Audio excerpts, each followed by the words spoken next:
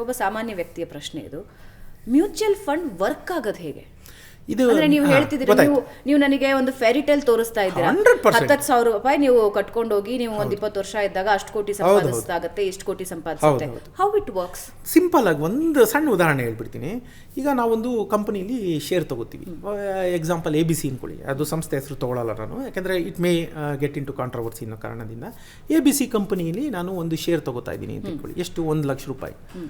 ನಾಳೆ god for ಬಿಡ್ ಅದೇನೋ ಕುಸಿತ ಕಂಡು 75,000ನೋ 50,000ನೋ ಆಗೋಯ್ತು ಅಂತ ಇಟ್ಕೊಳ್ಳಿ.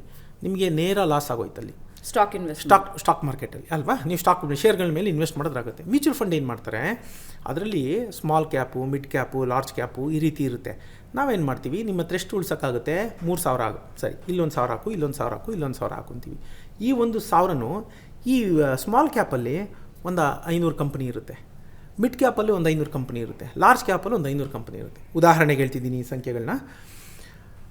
ಆಗೇನು ಮಾಡ್ತಾರೆ, ಈ 1,000 ರೂಪಾಯಿನ 5 ರೂಪಾಯಿ, 10 ರೂಪಾಯಿ, 1 ರೂಪಾಯಿ ಆ ಸಂಸ್ಥೆಗಳಲ್ಲಿ ಹೂಡಿಕೆ ಆಗುತ್ತೆ. ಹೆಂಗೆ ಅಂದರೆ ನಿಮ್ಮದೊಂದೇನಾ? ಅಲ್ಲ. ಮ್ಯೂಚುವಲ್ ಫಂಡ್ ಅಂದರೆ ಮ್ಯೂಚುವಲ್ ಅಂದರೆ ಸಾಮೂಹಿಕ ಅಂತ, ಸಮೂಹ ಅಂತಾಗುತ್ತೆ. ನಂತರನೇ ಭಾರತದ 8 ಕೋಟಿ ಜನ, 10 ಕೋಟಿ ಜನ, 8% ಆಫ್ 140 ಈಸ್ ಲೈಕ್ 12 crores ಅಂದ್ಕೊಳ್ಳಿ. 12 ಕೋಟಿ ಜನ 500 ರೂಪಾಯಿ ಹಾಕಿರ್ತಾರಲ್ಲ, ದೊಡ್ಡ ಅಮೌಂಟ್ ಆಯ್ತದು. ಅದನ್ನು ಅವ್ರು ಏನು ಮಾಡ್ತಾರೆ, ಇಷ್ಟಿಷ್ಟು ಕಂಪ್ನಿಲಿ ಇಷ್ಟಿಷ್ಟು ಲಕ್ಷ ಕೋಟಿ ಲೆಕ್ಕದಲ್ಲೇ ಹಾಕಿರ್ತಾರೆ. ಅದರಲ್ಲಿ ನಿಮ್ದೊಂದು ರೂಪಾಯಿ ನಾಳೆ ಸ್ಮಾಲ್ ಕ್ಯಾಪು ಕುಸಿತ ಕಾಣ್ತು ಅಂತ ಇಟ್ಕೊಳ್ಳಿ. ಏನಾಗುತ್ತೆ, ಮಿಡ್ ಕ್ಯಾಪ್ ಇದೆ, ಲಾರ್ಜ್ ಕ್ಯಾಪ್ ಇದೆ, ನಾವು ರಿಸ್ಕ್ನ ಡಿವೈಡ್ ಮಾಡಿರ್ತೀವಿ. ಹಾಗಾಗಿ ಮುಂದುವರ್ಸೋದಕ್ಕೆ ಮುಂಚೆ ಸ್ಮಾಲ್ ಕ್ಯಾಪ್ ಅಂದ್ರೇನು, ಮಿಡ್ ಕ್ಯಾಪ್ ಅಂದ್ರೇನು, ಲಾರ್ಜ್ ಕ್ಯಾಪ್ ಅಂದ್ರೆ I want to give complete picture. ಗೊತ್ತಾಯ್ತು. ಇವಾಗ ಯಾರೋ ತಲೆ ಕೆಡಿಸ್ಕೊಂಡಿದ್ದಾರೆ ಅಂದ್ರೆ ಅವ್ರಿಗೆ ಪೂರ್ತಿ ಉತ್ತರ ಇರಲಿ ಅಂತ. 5,000 ಕೋಟಿಗಿಂತ ಕಡಿಮೆ ಇದ್ರೆ ಸ್ಮಾಲ್ ಕ್ಯಾಪ್ ಅಂತೀವಿ, 5ರಿಂದ 10 ತನಕ ಇದ್ರೆ ಮಿಡ್ ಕ್ಯಾಪ್ ಅಂತೀವಿ, 10,000 ಕೋಟಿಗಿಂತ ಹೆಚ್ಚಿನ ವಹಿವಾಟು ಮಾಡೋದನ್ನ ನಾವು ಲಾರ್ಜ್ ಕ್ಯಾಪ್ ಅಂತ ಹೇಳ್ತೀವಿ.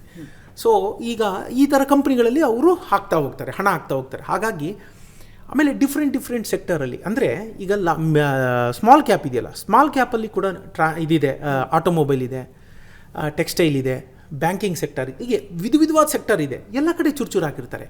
ನೀವು ಶೇರ್ ಮಾರ್ಕೆಟ್ ಕುಸಿತ ಅಂತ ಮಾತ್ರ ಓದ್ತೀರಾ, ಅದು ಕುಸಿತ ಆದರೆ ಎಲ್ಲ ಸೆಕ್ಟರು ಕುಸಿತ ಆಗಿದೆಯಾ? ಇಲ್ಲ. Some sectors will be doing good.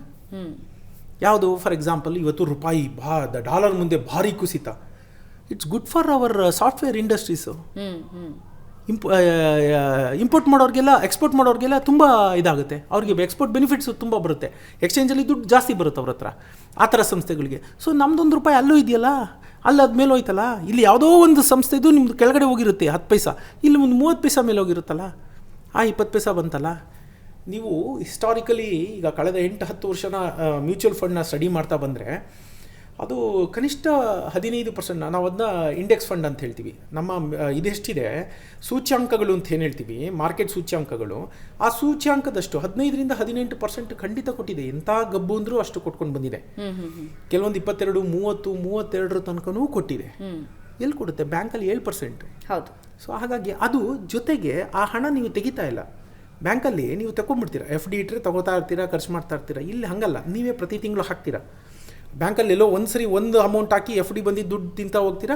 10 ವರ್ಷ ಬಿಟ್ಟು ಬಂದರೆ ಅದರ ವ್ಯಾಲ್ಯೂನೇ ಹೊಟ್ಟೋಗ್ಬಿಟ್ಟಿರುತ್ತೆ. ನೀವು ತಿನ್ಬಿಟ್ಟಿರ್ತೀರಿ, 10 ಲಕ್ಷ ಇಟ್ಟಿದ್ದು 5 ಲಕ್ಷದ ವ್ಯಾಲ್ಯೂ ಬಂದುಬಿಟ್ಟಿರುತ್ತೆ. ಇಲ್ಲ, ಹಂಗೆ ನೀವು ಒಟ್ಟಿಗೆ ಹಾಕಲ್ಲ, ಸ್ವಲ್ಪನೇ ಹಾಕ್ತಾ ಹೋಗ್ತೀರಾ. 1,000, 500 ರೂಪಾಯಿಂದ ಸ್ಟಾರ್ಟ್ ಮಾಡ್ಬೋದು.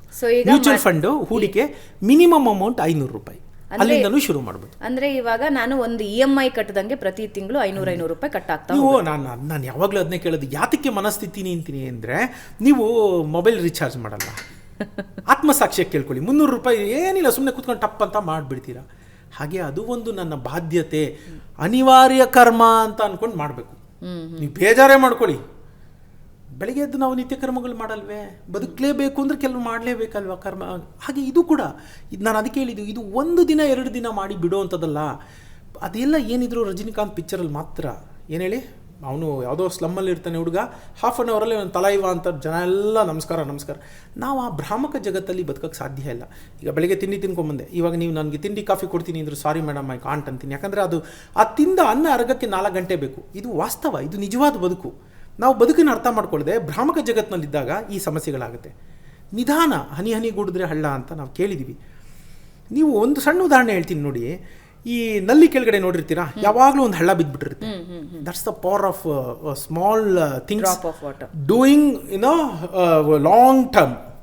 ಒಂದೊಂದೇ ಹನಿ ಬಿದ್ದು ಬಿದ್ದು ಬಿದ್ದು ಹಳ್ಳ ಆಗಿರುತ್ತೆ. ನೀವು ಹಾಸ್ ಪೈಪ್ ತೊಗೊಂಡು ಎಷ್ಟೇ ಜ್ವರ ಹೊಡೀರಿ, ಅರ್ಧ ಗಂಟೆ ನಿಂತ್ಕೊಂಡು ಹೊಡೀರಿ, ಹಳ್ಳ ಆಗುತ್ತಾ ಅಲ್ಲಿ? ಆಗಲ್ಲ. ಇದು ಹಾಗೆ ಮ್ಯೂಚುವಲ್ ಫಂಡ್ ಈ ರೀತಿ, ಅದು ಸಮಯ ಆಧಾರಿತ. ನೀವು 40 ವರ್ಷ 3,000 4,000 ಕಟ್ಕೊಂಬನ್ನಿ. ನಾನು ಹೇಳ್ತೀನಿ ನಿಮಗೆ 20ನೇ ವಯಸ್ಸಿನಲ್ಲಿ 3,000 ರೂಪಾಯಿ 30% ಆಫ್ ಯುವರ್ ಸ್ಯಾಲ್ರಿ 10,000ಕ್ಕೆ ಅಂತ. ನೀವು 40ನೇ ವರ್ಷ ರಿಟೈರ್ಡ್ ಆಗೋ ಟೈಮ್ಗೆ 40 ವರ್ಷದ ನಂತರ 3,000 ನಿಮಗೆ 300 ರೂಪಾಯಿ ವ್ಯಾಲ್ಯೂನೂ ಇರಲ್ಲ. ಈಸಿ ಆಗ್ಬಿಟ್ಟಿರುತ್ತೆ ನಿಮಗೆ ಕಟ್ಟೋಕ್ಕೆ. ನಾನು ಜಾಸ್ತಿ ಕೇಳೋದೇ ಇಲ್ಲ, 3,000 40 ವರ್ಷ ಕಟ್ಕೊಂಬನ್ನಿ, ನಿಮ್ಮ 4-5 ಕೋಟಿ ನಿಮ್ಮ ಹತ್ರ ಇರುತ್ತೆ. I promise you.